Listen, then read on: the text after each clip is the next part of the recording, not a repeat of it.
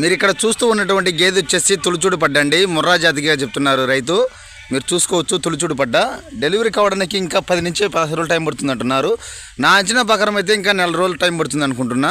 మీరు ఎన్ని రోజులకి డెలివరీ అవుతుందో ఒకసారి చెప్పగలరు, మీకు ఏమైనా ఐడియా ఉంటే. రైతు మాటలను అడిగి తెలుసుకుందాం. రేట్ ఎంతలా చెప్తున్నారు స్వామి? ఎంత చెప్తున్నారు స్వామి రేట్? ఇది రేట్ ఎంత చెప్తున్నారు? ఎంత స్వామి? 70,000 చెప్తున్నారు. లాస్ట్ ఇచ్చే రేటు స్వామి?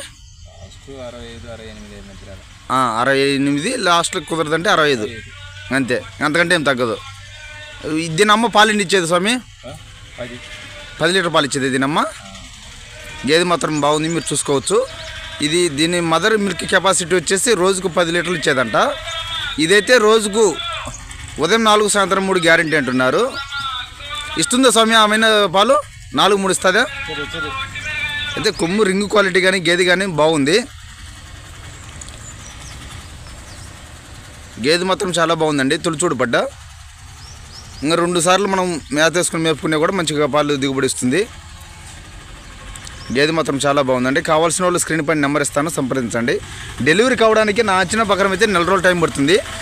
అంతకు ముందే ఈనవచ్చు, అదైతే మనం చెప్పేదానికి లేదు. తులుచూడు పడ్డ కాబట్టి ఒక 4 రోజులు టైం పడుతుంది అనుకుంటున్నాం. ఎవరైనా ఇంట్రెస్ట్ ఉంటే మా నెంబర్ కాల్ చేసి వివరాలు అడిగి తెలుసుకోండి.